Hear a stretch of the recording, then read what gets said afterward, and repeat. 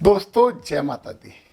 Mean राशि के भावुक लोगों की सहायता में तत्पर रहने वाले, सच्चाई का मार्ग अपनाने वाले जात को आपकी राशि किन किन नक्षत्रों में आती है, आज हम इसकी बात करने वाले हैं। और हमारे विद्वान लोग गणिताचार्य, ज्योतिषाचार्य और हमारी कुछ महान किताबें ये कहती हैं कि मानव जीवन पे नक्षत्रों का प्रभाव बहुत अधिक पड़ता है। तो हम नक्षत्र समझकर नक्षत्रों के उपाय अपना लें तो हम बहुत अच्छा कर सकते हैं, बहुत शुभता प्राप्त कर सकते हैं। तो जो आपकी मीन राशि है, इसके स्वामी गुरु हैं, तो गुरु तो आप हो ही। तो ये 3 नक्षत्रों में आती, पूर्वा भाद्रपद, उत्तरा भाद्रपद और रेवती, ये 3 नक्षत्रों के अंतर्गत आती है। तो सबसे पहले हम बात करते हैं पूर्वा भाद्रपद की। केवल एक चरण मीन राशि में है इसका, बाकी 3 चरण जो हैं वो कुंभ राशि में होते हैं। तो देवता जो होते हैं, इसके देवता होते हैं, वो होते हैं अज एक पाद। ओम अज एक पादाय नमः का आपको जप करना चाहिए। और इसके स्वामी होते हैं गुरु, और आपकी राशि स्वामी भी गुरु हैं। तो आप तो गुरु के भी गुरु हो गए यार, ये कितनी अच्छी बात है। और अच्छा पेड़ होता है नीम का, नीम के पेड़ की पूजा करिए, नीम के पेड़ की पत्तियां खाइए, आपके लिए बड़ी सुविधा होगी। वो कहते हैं कि ये नक्षत्र थोड़ा सा क्रूर व उग्र होता है, तो ये बात हम उनकी नहीं मानते, क्योंकि मीन राशि वाले क्रूर और उग्र तो होते ही नहीं है। कभी कभी गुस्सा आ जाती है तो ठीक है, तो कभी कभी गुस्सा तो जचती है। तो यदि आपका नक्षत्र पूर्वा भाद्रपद है तो आपको सत्य का आभास हो जाता है। कोई झूठ बोल रहा, आप 1 सेकंड में चेक कर लेते हो झूठा है, सत्य समझते हो। शांत आप हो। जब क्रोध आएगा, जो कभी आता है, बहुत कम आता, परंतु बड़ा प्रचंड रहेगा। आपका आचरण बहुत अच्छा है, सत्यवादी हो और अति सिद्धांतवादी हो। ये समस्या है थोड़ी सी, सिद्धांत को थोड़े से फ्लेक्सिबल होना चाहिए, थोड़ा सा एडजस्ट करना सीखो यार। छल कपट और बेईमानी आपको छूती भी नहीं है कैसे भी। परोपकारी हो, धार्मिक हो, बुद्धिमान हो, सहायता के लिए तत्पर हो, और किसी की सहायता करने के लिए अपना नुकसान आप आसानी से उठा लेते हो, मिलनसार हो, व्यवहार कुशल भी आप हो। आप ज्योतिष, अध्यात्म, शिक्षा, अध्यापन, नौकरी, व्यवसाय सब में बहुत अच्छा कर सकते हो। साझेदारी के बिजनेस आपको बहुत अच्छे रहेंगे। आपका प्रमोशन बहुत जल्दी हुआ करेगा, फटाफट प्रमोशन होंगे। शल्य चिकित्सक भी आप अच्छे बन सकते हो। चलिए, यदि आपका पूर्वा भाद्रपद के चतुर्थ चरण में यदि जन्म हुआ है, स्वामी चंद्र हैं, तो मानसिकता में परिवर्तन, उतार चढ़ाव ये देते हैं। परंतु आप गुरु वाली राशि के हो, ज्ञान तो आपको रहेगा, फिर भी आपका मन थोड़ा सा विचलित रहेगा, चंचलता आप में हो जाएगी। आप बहुत सुंदर होगे, धार्मिक होगे और बहुत अच्छा करने वाले होगे।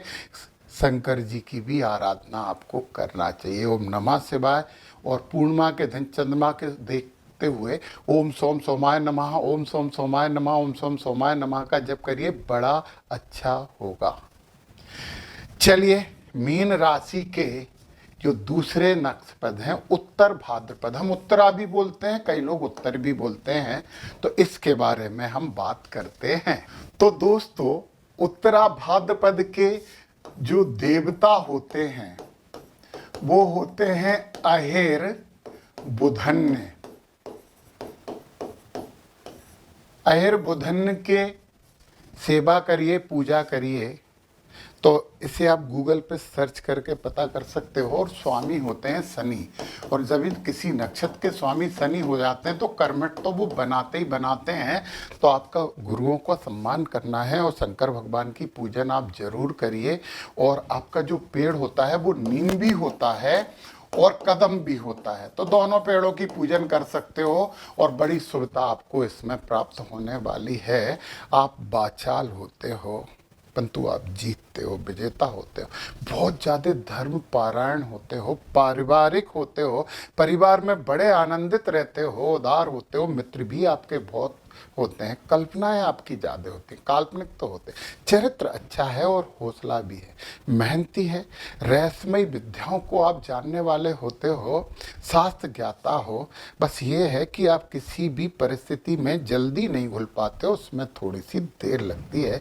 किसी भी प्रकार की ललित कलाएं है ना, इनमें आपकी मास्टरी होती है। आप लेखन बहुत अच्छा है, आप में असाधारण योग्यता होती है, तो लिखने का काम करोगे तो आप अच्छा लिखोगे। आप मेडिटेशन करवा सकते हो, लोगों को इसके बारे में जानकारी देते हो। और यदि आप किसी ऑफिस में यदि प्यून के पद पे भी आपने गए हो तो धीरे धीरे उस ऑफिस के आप मैनेजर बन जाते हो, तो छोटे पद से शीघ्र बड़ा पद आपको प्राप्त होता है। शास्त्रों के ज्ञाता हो और क्या चाहिए, इतना सब है। तो चलिए, अभी आपका यदि उत्तराभाद्रपद के प्रथम चरण में जन्म हुआ है तो सूर्य भगवान की ऊर्जा भी आप में आ गई। अब आपको थोड़ा सा ऐसा लगने लगता है कि मेरी सब लोग सुने यार, भ्रमण मनोरंजन आपको बहुत भाते हैं और आप बहुत एक्टिव हो जाते हो, गुणी होते हो, लीडरशिप आप में आ जाती है। तो सुबह सुबह उठ के सूर्य भगवान को जल चढ़ाइए, आदित्य हृदय स्तोत्र का पाठ करिए या सुनिए, बड़ा अच्छा होगा। बाकी नक्षत्रगत राशिगत उपाय तो आप कर ही रहे हो। चलिए, यदि आप द्वितीय चरण में जन्मे हैं जिसके स्वामी हैं बुध, बुद्धिमान और हो गए। गुरु तो आपकी राशि है, शनि कर्मठता देती है और इसके साथ साथ बुद्धिमत्ता भी आप पर आ गई। इतनी अच्छी योजनाएं आप बनाते हो कि लोगों को आपकी योजनाओं पे काम करना चाहिए, लोगों को बहुत फायदा मिलेगा। तो ये दूसरे लोगों से बोल रहा हूं कि मीन राशि उत्तराभाद्रपद नक्षत्र द्वितीय चरण के लोगों से कोई भी योजना बनवा के कार्य करोगे तो लोगों आप जरूर सफल होगे। आप प्रपंच से दूर रहते हैं, छल प्रपंच आपको अच्छे नहीं लगते, विद्वान तो आप होते ही हैं। और ओम गम गणपते नमः गणेश जी भगवान की भी पूजन शुरू कर देंगे तो आनंद ही आनंद है। यदि आप तृतीय चरण में जन्मे हैं, जब आप तृतीय चरण में जन्मे हैं तो स्वामी हो गए शुक्र, गुरु शनि शुक्र। शुक्र महाराज थोड़ी सी भावुकता दे देते हैं, आपको गुणवान तो बनाते हैं, परंतु समस्याएं आती हैं ना तो आप जल्दी घबरा जाते हो, थोड़े से पलायनवादी आप हो जाते हो। बड़ों का आदर तो आप करते हो, तो लक्ष्मी नारायण के शरण में चले जाओ यार, सब ठीक हो जाएगा। यदि आपने चतुर्थ चरण में जन्म लिया है और इसके स्वामी हैं मंगल, तो प्रतापी हो जाओगे, थोड़े से कठोर। मतलब मीन राशि इतनी सॉफ्ट राशि है, परंतु जब यदि आपने उत्तराभाद्रपद के चतुर्थ चरण में जन्म लिया है तो आप में थोड़ी कठोरता आ जाएगी जो जचेगी। मतलब मिठाई के बीच में थोड़ा सा नमकीन आ जाएगा तो मिठाई फिर अच्छी लगने लगेगी, तो कठोरता आप में आ जाएगी, थोड़ी सहनशीलता भी कम हो जाएगी और कई बार आप बिना बात के बड़बड़ाने लगोगे।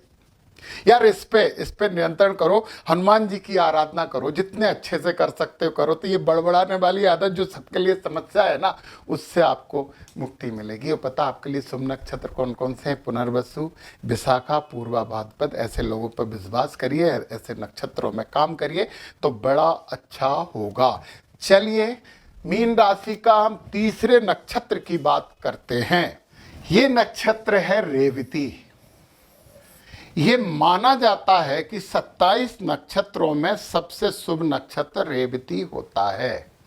इसके जो देवता होते हैं ना, वो देवता होते हैं भगवान पूखन। ऐसे लिखते हैं, संस्कृत में अपन ऐसे भी लिख सकते हैं, पूखन साको खा बोलते हैं, और कई लोग पता है पूसान भी बोलते हैं। तो बोलने से क्या होता है, भावना बहुत इंपॉर्टेंट होती है। पूसान भी कहते हैं, भगवान पूखन की पूजा करो।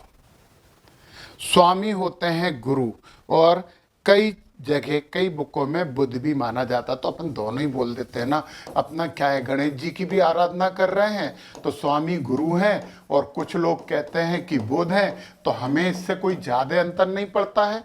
हम गुरुओं की भी सेवा करेंगे, भगवान गणेश जी की भी आराधना करेंगे, तो आराधना करने में क्या बिगड़ा, कोई कंफ्यूजन नहीं होना चाहिए। वृक्ष है महोगनी, मधुक, मोह भी कहते हैं। इस वृक्ष की पूजन करिए, सेवा करिए, बहुत फायदा हो जाएगा। ओम रेप्तेश्वराय नमः, ओम रेप्तेश्वराय नमः, इसका जप करिए। आप बहुत साफ सुथरे लोग हैं, धैर्यवान हैं, शौर्यवान हैं, धनी हैं, मजबूत हैं, पर आप बातें गुप्त नहीं रख पाते, आपके पेट में बातें रुकती नहीं है, सबको बताते हैं, वो अच्छी बात हो या बुरी बात हो। और यदि कहीं काम में थोड़ा सा ज़्यादा समय लग गया तो आप फटाक से बोर हो जाते हो, आप दूसरों पे विश्वास बहुत कम करते हो, परंतु व्यवहार तो आपका सभ्य है, परंतु व्यवहार तो आपका सभ्य है। भावुक हो, संवेदनशील हो, अच्छा है, शुभ नक्षत्र है।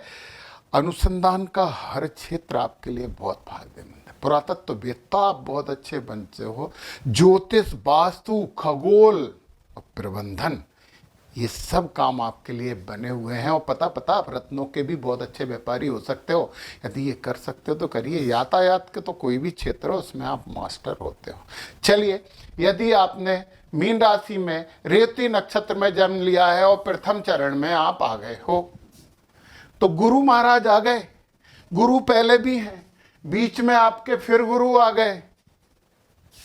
लोगों को आपको सुनना चाहिए, लोगों को आपकी बात माननी चाहिए, परंतु पता है, जब ज्ञान ज्यादा होता है ना तो थोड़ा अभिमान आ जाता है। देखिए ना, रावण बहुत ज्ञानी था तो अभिमानी भी उतना ही था। तो मैं आपसे ये नहीं कह रहा हूँ कि आप रावण जैसे अभिमानी हो जाओगे, नहीं, अभिमानी आप जरूर हो जाओगे, क्योंकि ज्ञान जो है ना वो अभिमान को जन्म देता ही देता है जब ज्यादा होता है तब। जबकि ज्ञान ही अभिमान को पहचानता है, फिर भी ज्ञान अभिमान को जन्म देता है। बड़ी रहस्यमयी बातें हैं। तो उत्तरा भाद्रपद वाले नक्षत्र वालों से पूछो जरा कि ये इतनी रहस्यमयी बातें क्यों हैं। अभिमानी हो गए, प्रतापी हो गए, प्रसिद्ध हो गए, तो ज्ञान की तो कोई सीमा ही नहीं है आपकी। तो गुरुओं का बहुत सम्मान करिए, विनम्रता को थोड़ी सी कोशिश करिए यार कि विनम्र हो जाएं, जो रहते हो सम्मान करो, क्योंकि जब आप किसी का सम्मान करोगे तो आपको सम्मान मिलेगा। According to third law of Newton, action there is equal and opposite reaction. चलिए, यदि आप द्वितीय चरण में जन्म लिया है तो यहाँ के स्वामी शनि हो गए, और शनि महाराज आपको कर्मठ बना देते हैं। परंतु यहां पर शनि और गुरु, दो गुरु और एक शनि, थोड़ी सी तो दिक्कत होगी, थोड़े आप आलसी हो जाओगे, बलवान रहोगे, शक्तिशाली रहोगे, समाज में सम्मानित होगे, परंतु काम को टालने की आदत आपकी रहेगी। और हर कभी बिला वजह की उदासी आपके दिमाग में छा जाएगी। ज्ञानी हो ना, हटाओ इसे अपने दम पे। शंकर भगवान की भी आराधना करिए, आनंद ही आनंद होगा। चलिए, इस चरण के स्वामी भी शनि हो गए, परंतु ऊर्जा थोड़ी सी अलग है। धन और धन चाहिए, आप कमाने के प्रति बहुत ज़्यादा इंटरेस्टेड हो जाएंगे, आपको धन चाहिए, परंतु धन प्राप्त करने के लिए आप नंबर 2 का कोई रास्ता नहीं अपनाने वाले हो।